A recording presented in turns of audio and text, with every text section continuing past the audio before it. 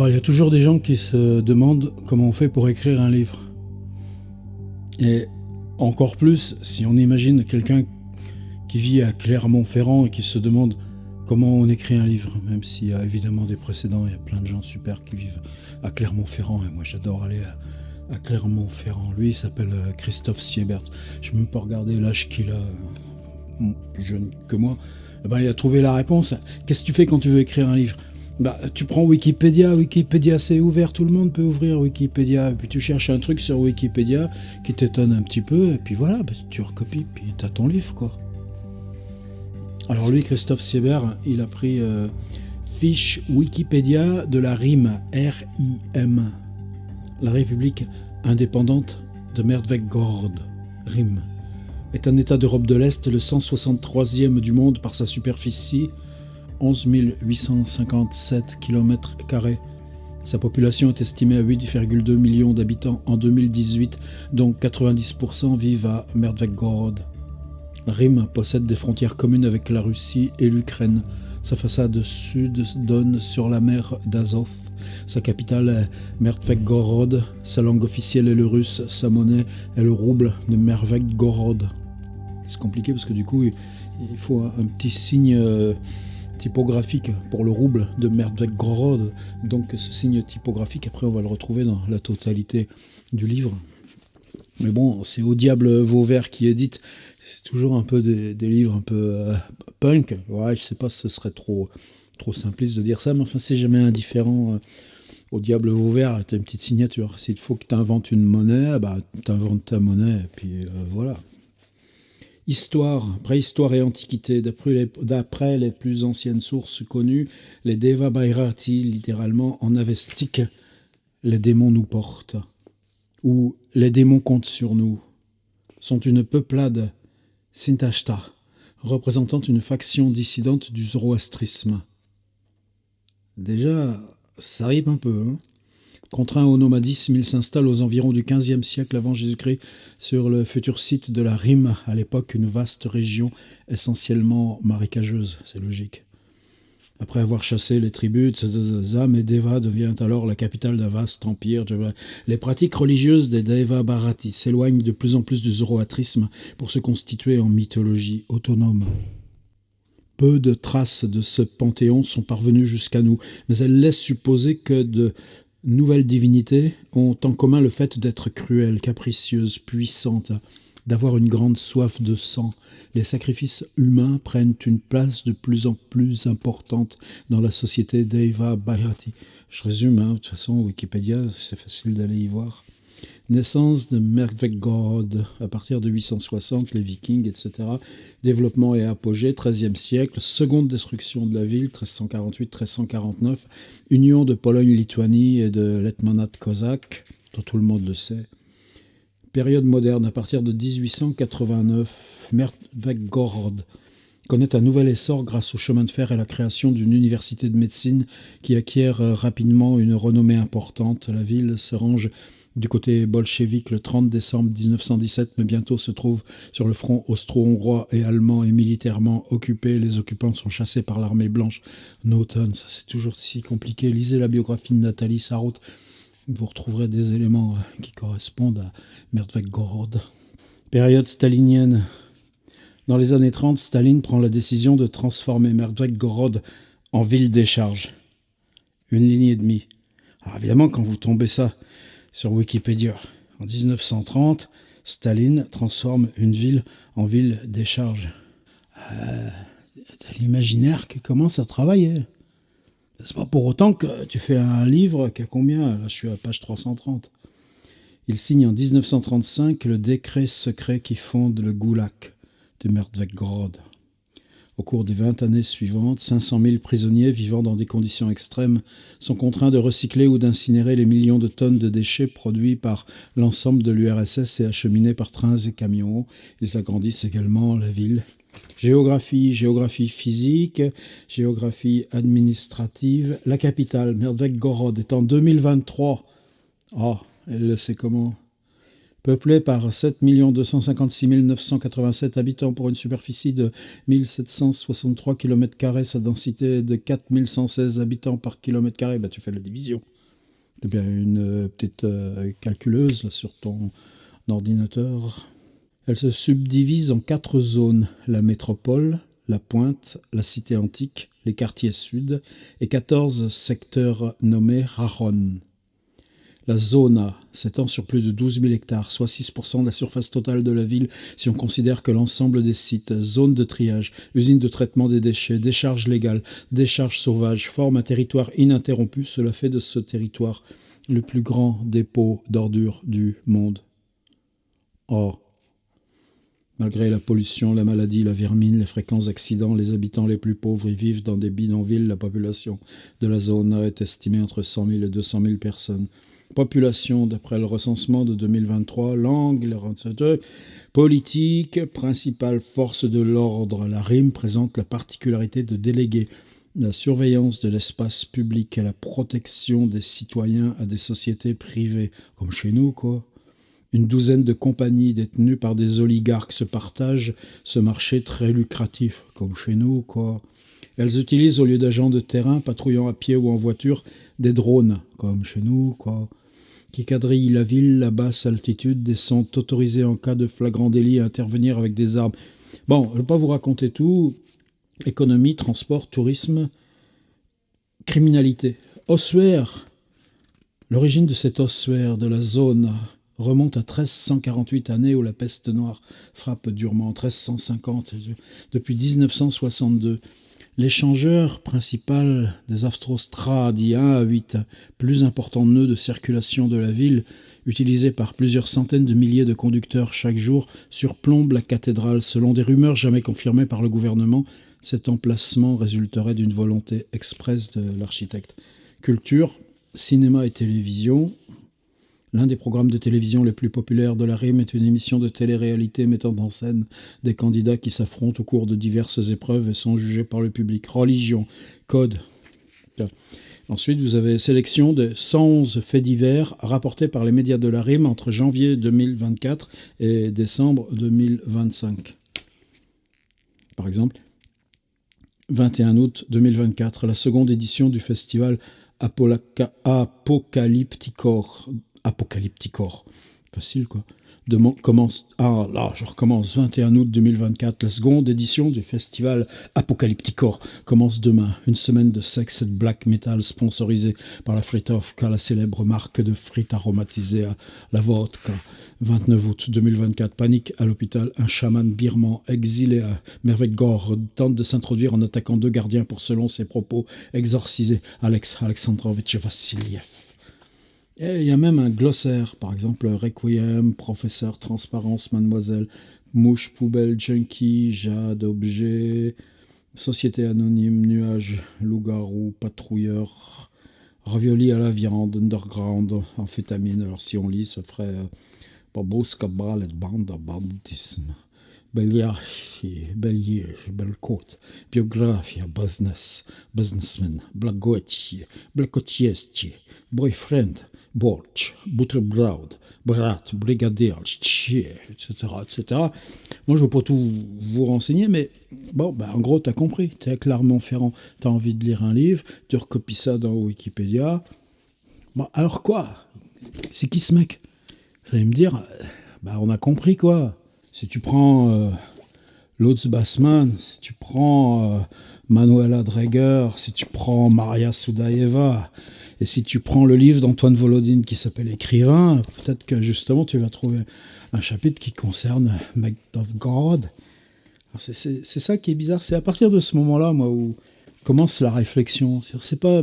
Après, je vais lire 3 pages du bouquin parce que ça remue, ça dégage. Et merci à la personne qui gentiment m'a mis l'attention sur ce gars, parce que je voyais son nom passer, mais je n'avais pas fait.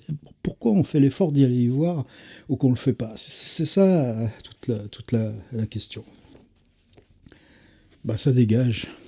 Alors ça dégage parce que il y a un pays inventé, mais que ce pays inventé, c'est pas une projection de toutes ces fascinations mythologiques des régimes totalitaires des pays de l'Est, c'est que ça se mélange avec chamanisme, avec ses pratiques. Là, on coupe des textes, vous voyez le lapsus, on coupe des têtes de serpents on en arrose les drones avant et qui vont aller balader dans ces nuits de la ville. Il y a ce travail d'une société qui ne vit plus que sur ces déchets. C'est que forcément, la force allégorique et le mouvement allégorique, c'est parce que c'est pas quelque chose qui serait à distance ou une invention lointaine. C'est notre fond de société. Et là, je pense que Christophe Siebert, il rejoint évidemment un paysage où on a déjà des repères. C'est ce repère qui est que c'est facile de dire science-fiction. Non. Sinon, Damasio... Damasio, il écrit pas comme lui. Et Damasio, pour moi, c'est ça le paradoxe. Il y a à la fois une poétique urbaine avec des images. T'en prends plein le trognon et tu les gardes, ces images-là. Les hordes de contrevents et tout ça. C'est-à-dire cette géométrie, ces excès, cette dureté de caillasse qui est dans ce qui nous entoure. Évidemment, c'est une poétique. Damasio, lui, ça part dans le récit, c'est charrié dans le récit. Bon, on a des ancêtres. Je vais parler les jardins statuaires de Jacques Abeille. On a un livre qui était totalement incrusté dans collection texte de Flammarion, littérature contemporaine, 84, complètement perdu aux oubliettes, sauf pour ces petits tribus, ces petits clans, mais c'est bien de ça qu'il est question aussi. Ces pauvres clans qu'on représente quand la littérature, quand tout le reste s'est foutu en l'air.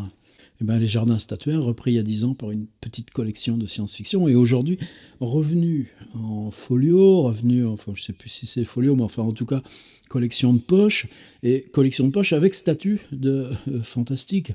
Bon, mon Volodine, je pense pas que Christophe Siebert soit un avatar d'Antoine Volodine, parce que là, pour une fois, il est sacrément construit. C'est-à-dire que Volodine aurait été capable d'inventer un mec qui a sa vie à Clermont-Ferrand. J'en viendrai plus au fait que peut-être, puisque Volodine est un pseudonyme et que lui, Christophe Siebert, n'en serait pas un, peut-être que finalement, sauf qu'il est plus jeune que Volodine et que moi, peut-être que finalement, on aurait le gars qui a vraiment inventé Volodine et ses copains. Ça devient compliqué, on ne va pas entrer là. En tout cas, il y a quelque chose de cette espèce de fleuve noir qui est en commun, ce fleuve cruel. Quelquefois, on est tout près de Lutz Bassmann. Je ne suis pas repéré d'intertextualité, mais ne serait-ce que cette présence russe, avec Volodine qui a commencé par traduire du russe. Bon, laissons tomber ce truc-là. Mais le truc de Volodine, c'est qu'il a commencé chez Présence du Futur. Ensuite, Présence du Futur, ils n'en ont pas voulu parce que c'était de la littérature. Il est venu chez Minuit. En plus, après Minuit, on n'a pas voulu, mais il est parti au Seuil et ailleurs. Donc il y a de l'insituable. Mais cet insituable, il est toujours dans ce corps-là du fantasme noir, du fantasme cruel, absolu, de ce qui nous menace partout autour, mais qui est présent dans le moindre geste policier. Je ne respire plus. Eh bien, on continue d'appuyer. C'est de ça dont il parle, ces mecs-là, qui y vont. Alors comment il y va, lui La liste des chapitres, déjà, en soi, c'est un truc, je sais pas si une table des matières. Table des matières, il y en avait une. Comme un grand-duc en enfer. 1. Comme un grand-duc en enfer. 2. La danse de mort. Première partie. Sex is violent. Viande humaine. Fight Club, un mélodrame. La fugue, le joueur d'échecs. Le lit, la porte de l'enfer. Cam Girl. Noir Boy George, Cam Girl 2. La danse de mort, deuxième partie. Masha et Mishka. Korskalena, Machina. Vous voyez comment ça enfonce petit à petit. Animisme noir. Sokol. Milioni Moshi, la danse de mort, troisième partie. Féminicide. Tiens, vous en voulez un bout de féminicide? On va y aller voir. Le chapitre suivant s'appelle « L'amour n'est pas une maladie infantile ». Alors, féminicide, 275. On en est indemne, nous, des féminicides? Non, hier soir, je voyais passer sur Facebook 36, je sais pas quoi. À quel moment? Comment on le prend dans nos bouquins? Et si nos bouquins ils servent à quelque chose, comment on les emmène là? Et c'est le paradoxe. Tu peux faire tout ce que tu veux, des essais, des machins, des articles, des pétitions. Ah ouais, non. Faut que tu sautes à pieds joints dans la merde. Nous, c'est notre boulot, littérature. C'est d'écrire des histoires.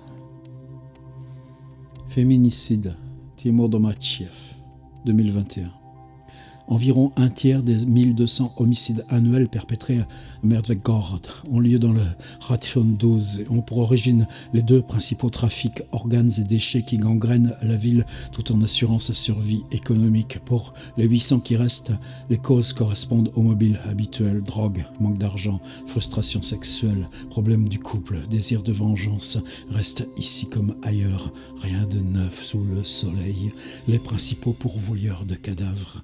L'affaire des Pokojnici concerne entre 2001 et 2013 50 à 100 cadavres par an, s'interrompt quelques années, reprend avec la même intensité à l'automne 2018. Le nombre d'homicides rattachés à ce dossier s'élève à 1084 le 13 janvier 2021. Les guillemets sont de mise puisque ni les autorités officielles ni personne en dehors d'une poignée de militants qui risquent leur vie en défendant cette thèse de quelques journalistes étrangers n'admet l'existence d'un lien entre ces assassinats officiellement isolés. D'après le ministre de la police, l'amiral Fyodor Dubinsky, la plupart des meurtres abusivement attribués à une affaire unique de féminicide s'avéreraient en fait de banals faits divers. Néanmoins, pour faire face, voici les points communs relevés entre les victimes. Elles ont entre 15 et 30 ans. Les trois quarts travaillent dans les usines de traitement des déchets des Regioni, 8 et 10, les autres étant prostituées occasionnelles, lycéennes, étudiantes ou sans emploi. Leurs corps sont retrouvés dans le Region 14. Entre 24 heures et 3 semaines après leur disparition, elles ont subi des abus sexuels, des tortures, des mutilations, des post-mortem. La moitié d'entre elles sont retrouvées par groupe de 2 à 5 victimes. Les autres sont retrouvées seules, etc. Je vous le fais grâce. Du reste, est-ce qu'on a le droit d'écrire ces machins-là? C'est-à-dire, si tu lis ça si c'est du polar, le Dahlia noir, tous ces machins-là, c'est pareil, c'est bien pire, le réel. Mais là, c'est pas du polar, puisque tu prends un truc qui est décrit dans Wikipédia. Animisme noir.